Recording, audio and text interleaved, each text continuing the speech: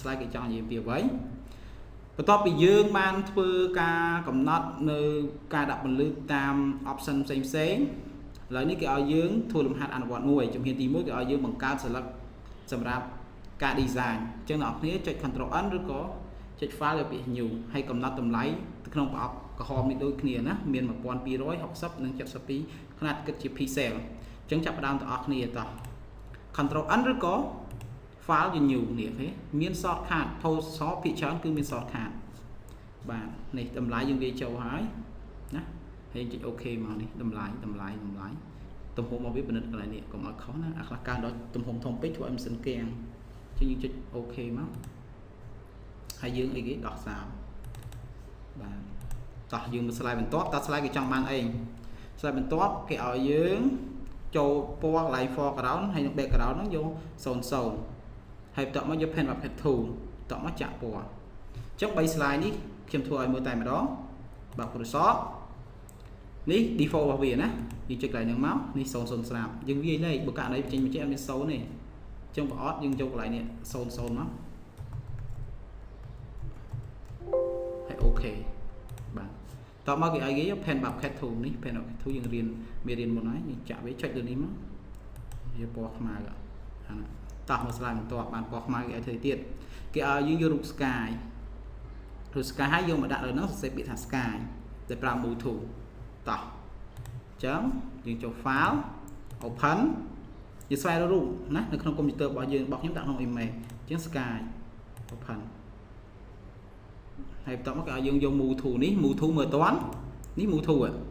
សម្រាប់ move រូបភាពទៅកាន់ទីតាំងដែលយើងបានបង្កើតនេះទាញវាដាក់ចំកន្លែងនេះមកហើយអូសវាមកក្រោមចេះណាមានសញ្ញាបូកចេះបានចេញរូបភាពហ្នឹងបន្ទាប់មកយើងទាញជ្រុងកែងខាងនេះហើយបន្ទាប់មកយើងចុច Ctrl អក្សរ T ដើម្បីទាញរូបហ្នឹងបាទដាក់ដូចរូបភាពរបស់គេបាទអញ្ចឹងមកហើយយើង enter ដើម្បីផ្ដាច់ Ctrl T ណា enter មកឬក៏យើងចុចកន្លែងនេះផ្ដាច់ដូចគ្នា apply មកណាហើយកន្លែងនេះយើង rename ចុចកន្លែងនេះចំអក្សរនេះ layer នេះថា sky បាទបន្តមកទៀតបាន sky ហើយតើគេឲ្យធ្វើម៉េចយើងមើលមេរៀនរបស់គេបាទនេះទាញដូចយើងដាក់មិញហ្នឹងតបមកគេឲ្យយើងចូលពាក្យថា y នេះ layer new layer ហើយ black and white តោះជាយើងចូលពាក្យថា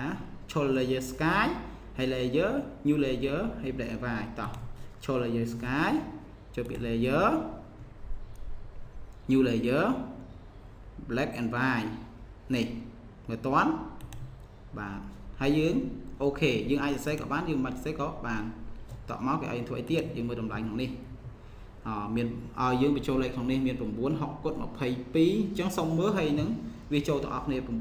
22ខ្ញុំហៅ33ជាងចូល9 60 + 22 9 60 + 22កន្លែងនេះគេឲ្យយើងវាយប៉ុន្មានតោះមើលទៀតសុំមើល slide ខ្ញុំអត់ចាំទេ50 18 56 50 18 56 50 18 56បាទតមកគេយើងចុចកន្លែងនេះបិទណាវានេះមកបិទវាមកបាទនេះតទៀតបានរូបបែបនេះយើងបានបញ្ចូលហើយតមកគេឲ្យយើងចូលពាក្យថា layer ហើយ new adjustment layer ហើយតមក channel mixer តោះអញ្ចឹងយើងចូលទៀត layer